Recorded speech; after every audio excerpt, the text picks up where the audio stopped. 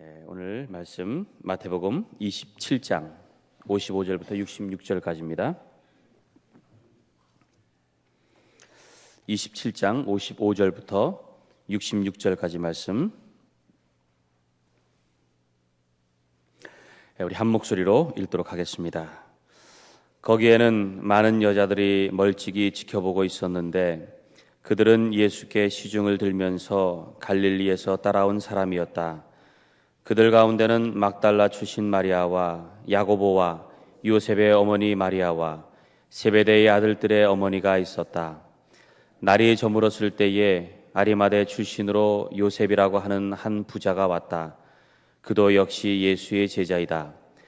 이 사람이 빌라도에게 가서 예수의 시신을 내어달라고 청하니 빌라도가 내어주라고 명령하였다. 그래서 요셉은 예수의 시신을 가져다가 깨끗한 삼배로 싸서 바위를 뚫어서 만든 자기의 새 무덤에 모신 다음에 무덤 어귀에다가 큰 돌을 굴려 놓고 갔다. 거기 무덤 맞은편에는 막달라 마리아와 다른 마리아가 앉아 있었다. 이튿날 곧 예배일 다음 날에 대제사장들과 바리새파 사람들이 빌라도에게 몰려가서 말하였다. 각하, 세상을 미혹하던 그 사람이 살아있을 때에 사흘 뒤에 자기가 살아날 것이라고 말한 것을 우리가 기억하고 있습니다. 그러니 사흘째 되는 날까지는 무덤을 단단히 지키라고 명령해 주십시오.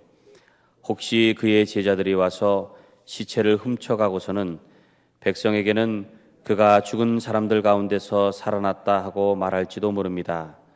그렇게 되면 이번 속임수는 처음 것보다 더 나쁜 영향을 미칠 것입니다. 빌라도가 그들에게 말하였다. 경비병을 내어줄 테니 물러가서 제주껏 지키시오. 그들은 물러가서 그 돌을 봉인하고 경비병을 두어서 무덤을 단단히 지켰다. 아멘. 오늘도 주님께서 우리에게 주실 귀한 은혜가 있습니다. 우리 기대하는 마음으로 우리 잠시 묵상하도록 하겠습니다.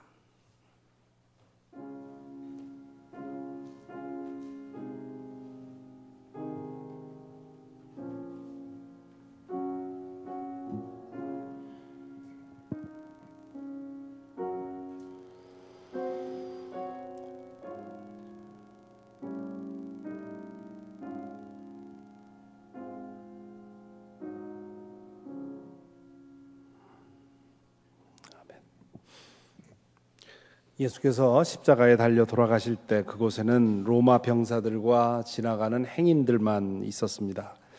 요한복음에 의하면 제자 중에 요한만큼은 그 자리를 지켰다고 합니다. 반면 갈릴리로부터 주님을 따라다니며 돕던 여인들이 멀찍이 서서 그 광경을 지켜보았습니다.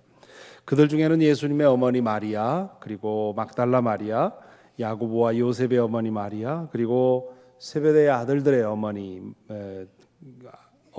즉 세베대의 아내가 있었습니다. 드러나는 일, 거창한 일, 또 나서는 일들을 도맡아 했던 남자 제자들은 뿔뿔이 흩어졌고요. 숨어서 허드렛 일로 섬기던 여성 제자들이 끝까지 주님을 따랐습니다. 약하지만 강한 것이 여성인 것 같습니다. 날이 저물었을 때 아리마대 출신의 요셉이 빌라도를 찾습니다. 그는 사내들인 의원으로서 부자였다고 되어 있습니다. 또한 그가 예수의 제자였다 그렇게 되어 있는데요. 아마 드러내놓고 예수님을 따르는 사람은 아니었고 그 사내들인 의원의 신분을 갖고 있으면서 속으로 예수님을 믿었던 사람입니다. 그는 사내들인 의원으로서 예수님이 재판받을 때 그 자리에 있었을 것입니다. 그렇지만 그는 소수 의견을 낼 만한 그런 믿음과 용기가 없었습니다. 그래서 침묵하고 지켜보았지요. 그런 까닭에 이 요셉은 예수님에 대해서 아주 무거운 그런 마음의 짐을 지게 되었습니다. 요셉은 자신의 비겁한 믿음에 대해서 부끄러이 여기면서 주님을 위해서 내가 할 일이 뭐가 없을까 찾았을 것이지요. 정치범으로 십자가형을 당한 사형수의 시신은 이미 말씀드린 대로 그대로 십자가 위에 내려놓게 돼 있었습니다. 그 시신을 요구하는 것은 위험한 일입니다.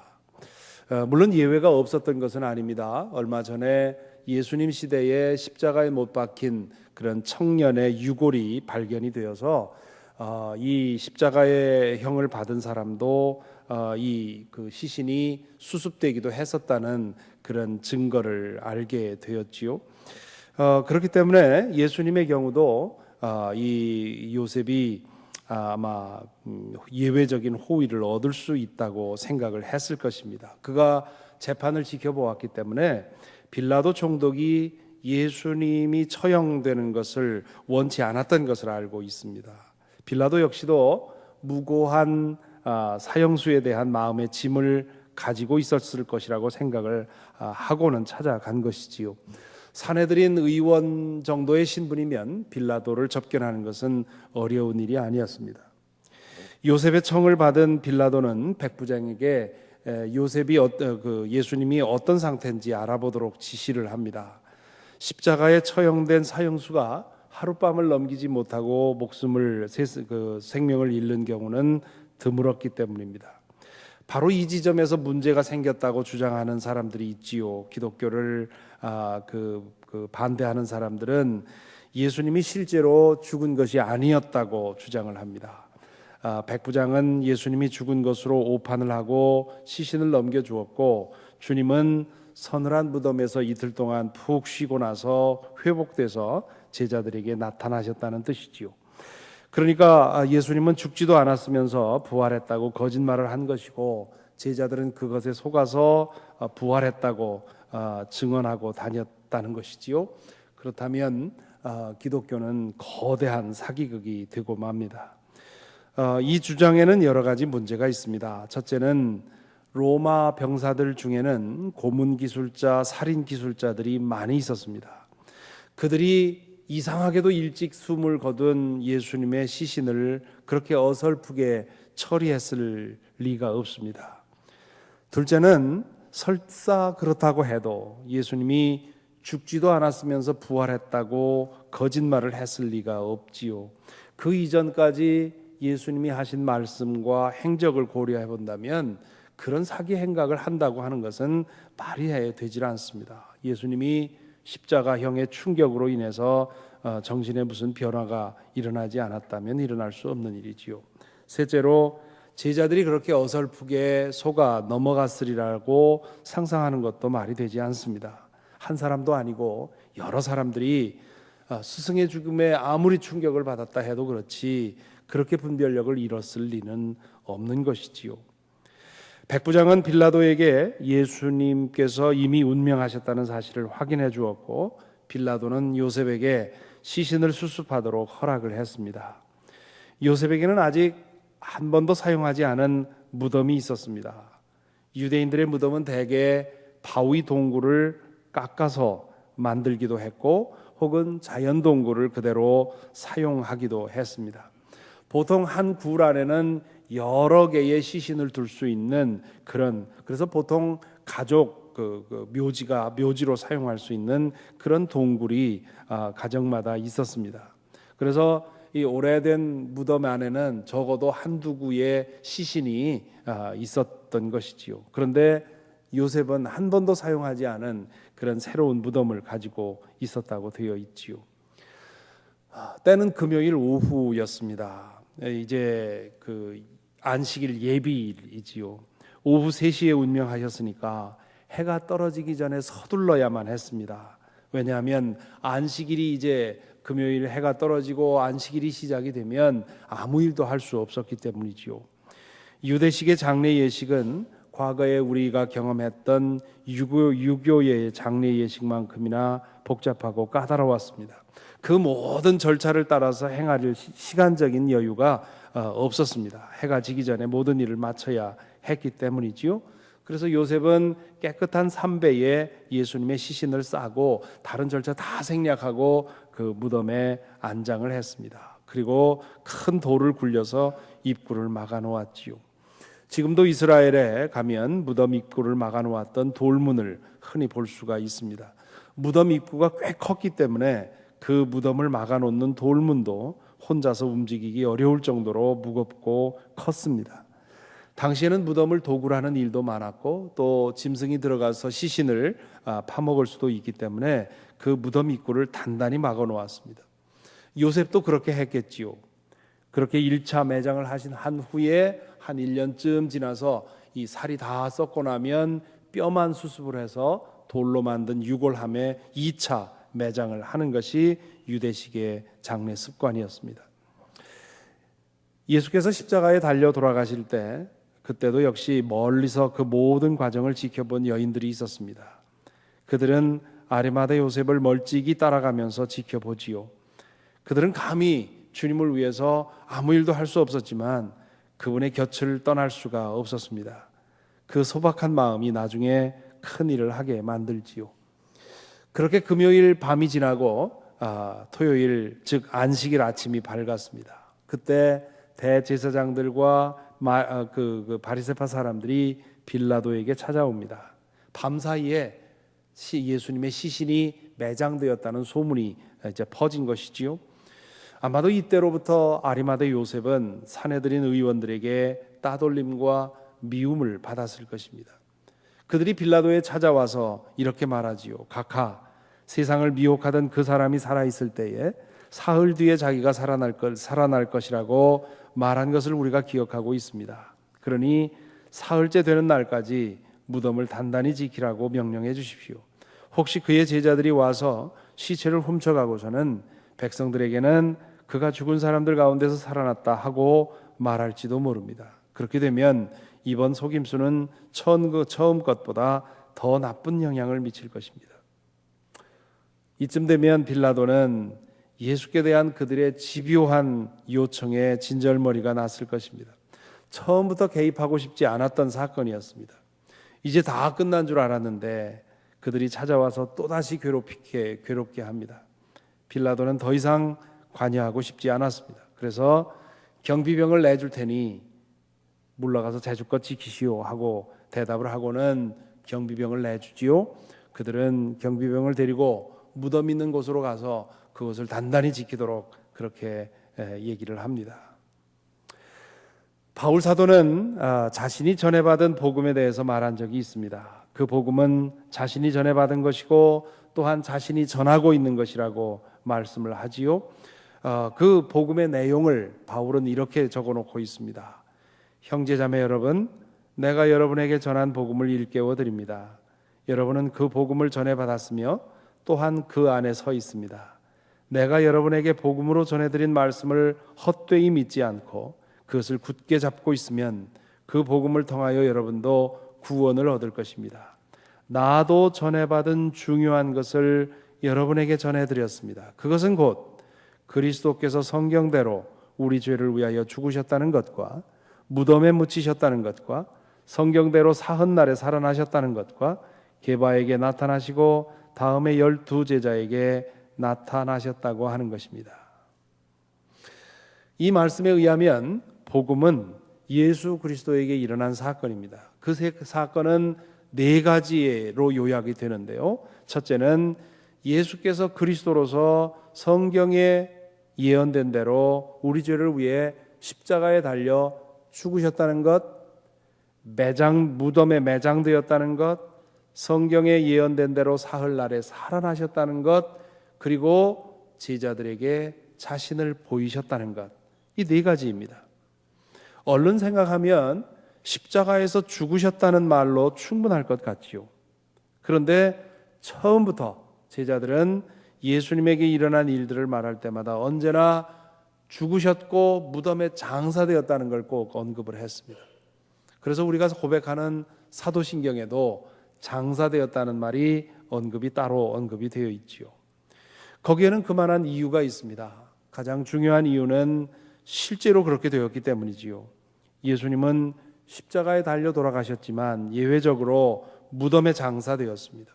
무덤, 즉 죽음의 세계 가장 깊은 곳까지 내려가셨습니다. 완전한 죽음을 죽으신 것이지요. 한 인간이 겪어야 할 모든 것을 겪으셨습니다. 그렇기 때문에 이 사실을 따로 명시하는 것이 필요했습니다.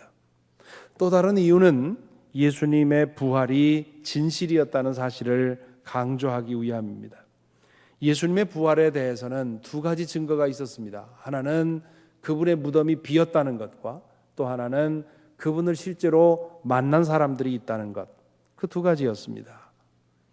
무덤이 비었다는 사실이 증거가 되려면 무덤에 묻히셨다는 사실이 확인이 되어야 합니다. 특히 십자가형을 당한 사람들의 시신이 매장되지 않았었던 관례를 생각하면 이 사실을 명시하는 것은 매우 중요했습니다. 주님께서는 무덤에까지 가셨습니다. 그리고 무덤의 문을 열어놓으셨습니다. 죽음의 세계에 내려가 죽음에 쏘는 침을 제거하셨습니다. 주님 안에서 무덤은 더 이상 어둠의 세계가 아닙니다. 주님 안에서 죽음은 더 이상 두려움의 대상이 아닙니다.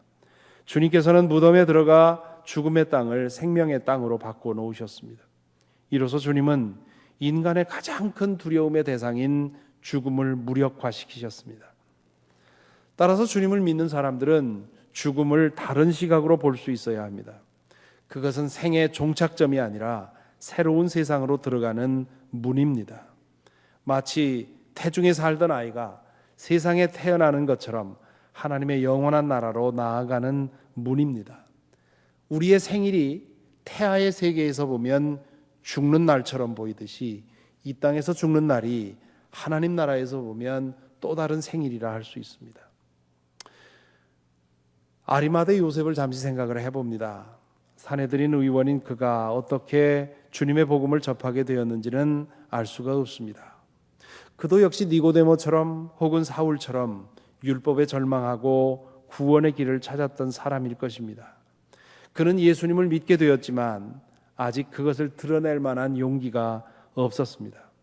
그러기에 그가 가진 것을 그렇게 하기에는 그가 가진 것이 너무 많았습니다.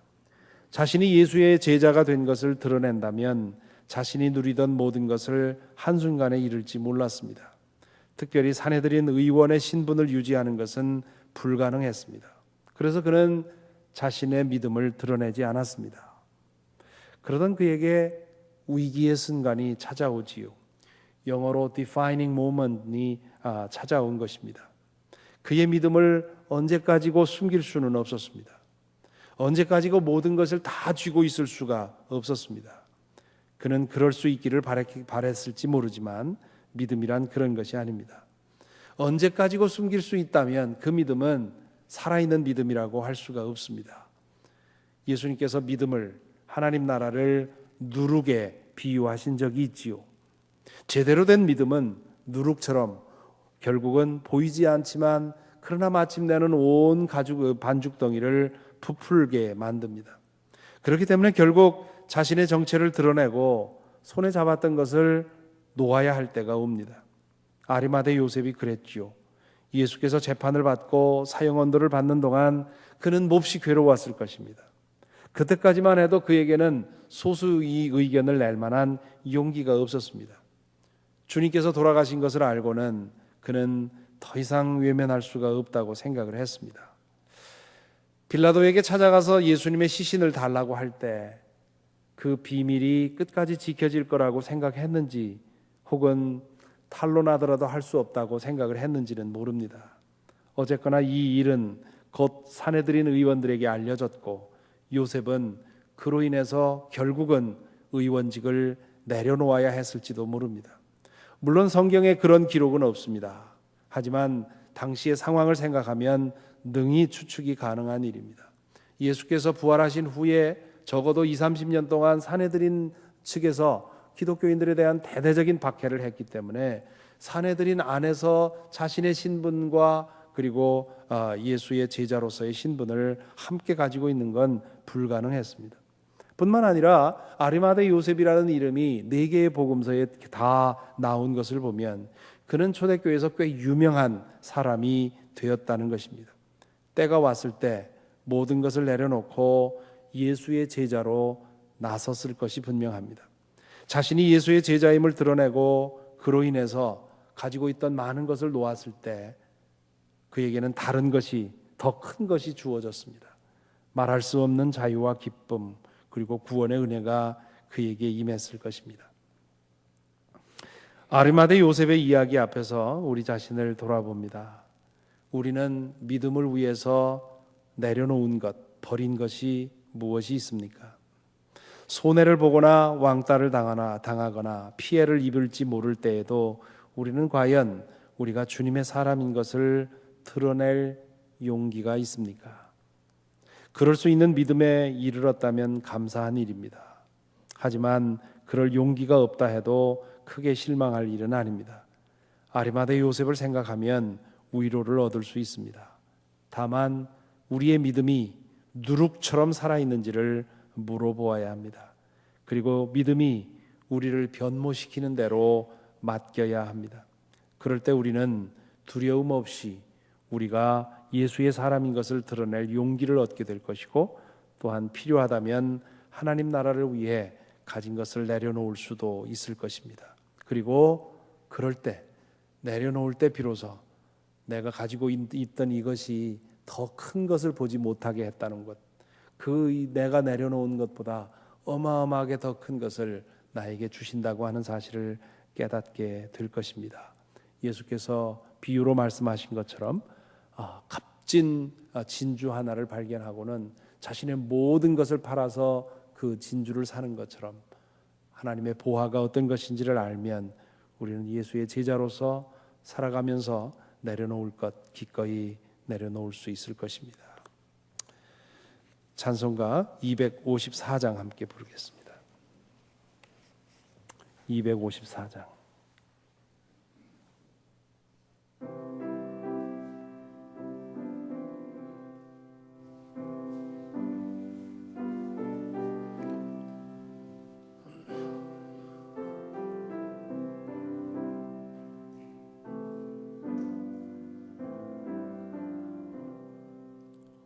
내 주의 보혈은 정하고 정하다.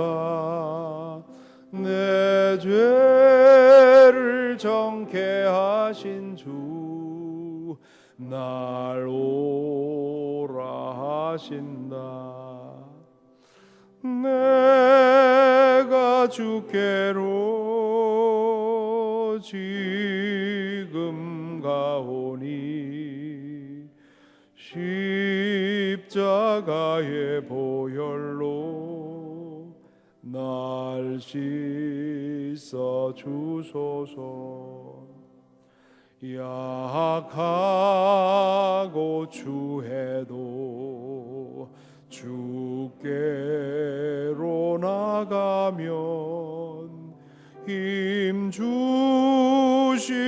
내 추함을 곧 씻어 주시네. 내가 주께로 지금 가오니 그 십자가의 보혈로 날 씻어 주소서.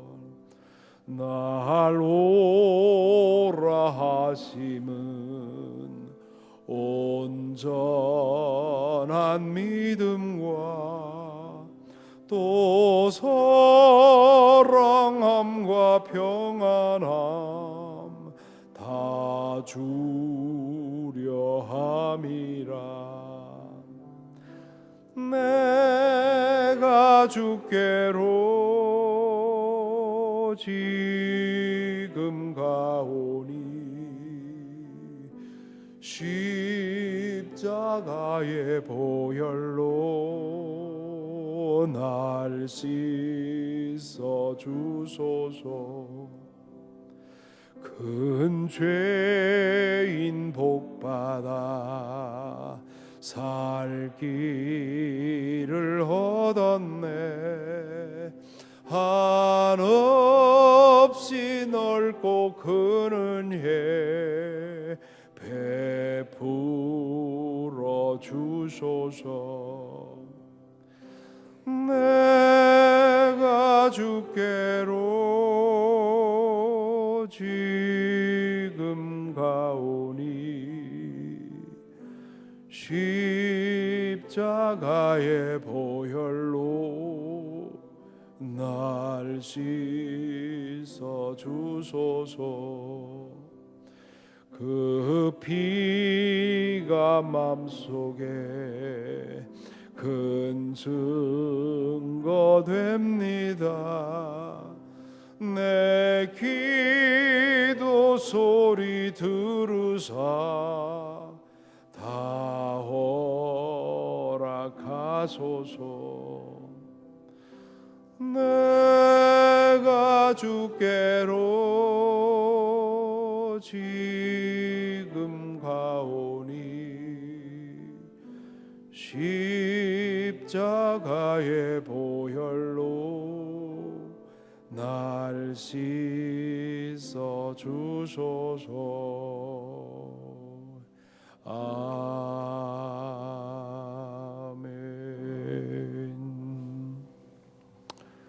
함께 기도하겠습니다. 먼저 오늘의 말씀을 묵상하십시다. 십자가에 달려 돌아가시고 무덤에까지 내려가셨던 주님, 그 주님이 사흘 만에 부활하셨습니다. 그러므로 인해서 무덤이 우리의 마지막 종착점이 아니라는 사실을 우리에게 보여주셨습니다. 주님 모를 때는 무덤 무서웠고 죽음 두려웠지만 이제 주님 안에서 무덤은 더 이상 우리의 공포의 대상이 아니고요, 죽음도 우리의 두려움의 대상이 될 수가 없습니다. 그 믿음이 우리에게 있어야 할 줄로 믿습니다. 또한 그 믿음으로서 우리 이 세상 살아갈 때 우리는 아리마대 요셉처럼 때가 되면 우리가 가졌던 것, 하나님 나라에 맞지 않는 것, 그것을 내려놓게 될 것이고요, 또한 우리가 예수의 제자인 것을 드러내고 그로 인해서 받아야 할 아픔이 있다면, 손해가 있다면 능히 당할 수 있을 것입니다. 왜냐하면 이 땅에서 우리가 가지는 것보다 훨씬 더 큰 것이 주님 안에 있기 때문입니다. 하나님 나라를 발견하고 나면 이 세상의 것들이 절대성을 잃어버리고요, 또한 우리가 그것을 우상으로 삼지 않게 됩니다.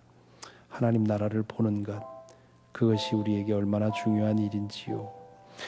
오늘 첫 번째 기도는 소리내서 기도하지 않고요, 묵상 가운데 무덤에까지 가셨던 주님을 기억하시고 죽음과 무덤에 대해서 잠시 묵상해 보시고요, 하나님 나라를 얻은 사람이 이 땅에서 예수의 제자로서 어떤 손해와 아픔과 또한 상실도 감당할 수 있는 그런 믿음이 주어진다는 사실을 기억하시기 바랍니다. 함께 한 2분 동안 묵상하시겠습니다.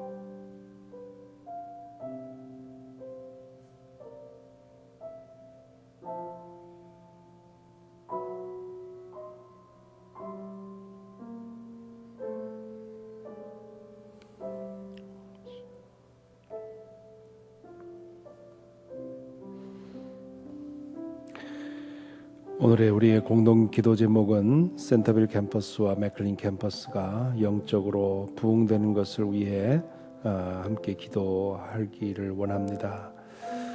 이제 사순절 영적 여정이 끝나가고 있습니다. 이 사순절 영적 여정이 우리 각자에게 영적인 부흥의 그런 바탕이 될 수 있게 해주시기를 구하시고요. 또한 우리 워싱턴 한인교회가 교회적으로 이 사순절 동안의 영적 여정이 우리의 영혼을 깨우고 또한 교회가 하나님의 그 주님의 몸으로서 감사명을 감당할 수 있는 그런 영적 에너지로 승화되어야 할 것입니다. 이제 이러한 변화를 통해서 우리 교회가 더욱더 거룩한 교회, 더욱더 성결한 교회, 하나님의 그 성령의 은총이 역사하는 그런 교회가 될 수 있도록, 그래서 하나님의 영광을 드높이고 더 많은 이들을 하나님의 그 예수 그리스도의 복음 앞으로 인도할 수 있게 해 주시기를 위해서 기도하십시다. 이 시간 특별히 센터빌 캠퍼스를 위해서, 그리고 우리 맥클린 캠퍼스 함께 영적인 부흥을 위해서 함께 기도하겠습니다. 기도하십시다. 아버지 하나님, 교회를 세우시고 교회를 통해서 주의 사역을 감당하게 하시는 것 감사를 드립니다. 주님, 63년 전에 이 교회를 세워주시옵시고 지난 60년 동안 많은 역사를 이루어 오신 것 감사를 드립니다. 주님, 오늘 이 땅에서 주님 이 시대에 주님 손에 들려 쓰임받는 그런 교회로서 주님 부족함이 없도록 아버지 하나님, 이 40일 동안의 영적 여정이 우리 각자에게도 새로운 영적 발돋움의 계기가 될 수 있도록 인도하여 주시옵시고, 당신의 귀한 제단을 붙들어 주셔서 예수 그리스도의 몸으로서의 사명을 감당하도록 주님 인도하여 주옵소서. 특별히 센터빌 캠퍼스를 위해 기도합니다. 주님이여, 당신께서 인도하시고 이끌어 주신 이 교회를 붙들어 주셔서 주님 이 여러 가지 어려움 속에서 주님 발돋움할 수 있도록 인도하여 주시옵시고, 하나님의 영광을 높이 드러내는 교회로 주님 성장할 수 있도록 인도하여 주시옵소서. 아버지 하나님, 맥클린 캠퍼스를 붙들어 주셔서 영적으로 더욱 충만한 교회 될 수 있도록 인도하여 주시옵시고, 우리가 꿈꾸며 기도하는 것들이 주님의 뜻에 합당할 수 있도록 인도하여 주시며, 이 시대에 주님의 이름을 거룩하게 하고 영광되게 하는 교회로 쓰임받도록 주님 인도하여 주시옵소서. 사랑의 주님, 오늘 이 아침에 저희를 깨워주시옵시고 기도의 자리로 불러주신 것 감사를 드립니다. 주님의 매장과 그리고 그 주변에 있었던 사람들의 이야기를 읽고 묵상하며 우리에게 주님이 어떤 의미인지를 다시 한번 생각하게 하여 주시니 감사를 드립니다. 주여, 우리로 하여금 주님 안에서 죽음과 무덤을 다시 볼 수 있도록 인도하여 주시옵시고, 주님 그 믿음으로 말미암아 이 땅에서 매일매일 살아가는 우리의 삶이 달라지도록 인도하여 주시옵소서. 인간의 가장 큰 두려움의 대상인 죽음의 문제가 예수 그리스도를 통해서 해결되었는데, 그 믿음을 가진 우리가 무엇을 두려워하겠습니까? 무엇에 얽매이겠습니까? 무엇의 노예가 되겠습니까? 저희의 눈을 뜨게 해주셔서 하나님 나라 보게 하여 주시옵시고, 그 영원을 볼 수 있도록 인도하여 주셔서 이 땅에서 하나님 나라를 품은 사람들답게 그 무엇에도 얽매이지 아니하고 자유를 누려가며 주님의 영광을 위해 거룩하게 살아가도록 우리를 인도하시고 붙들어 주시옵소서. 우리가 마지막에 이를 곳은 무덤이 아니라 하나님 나라인 것을 알게 하여 주시고 믿게 하여 주시옵시고, 그 믿음으로 매일매일 살아가도록 인도하여 주옵소서. 예수 그리스도의 이름으로 기도하옵나이다. 아멘.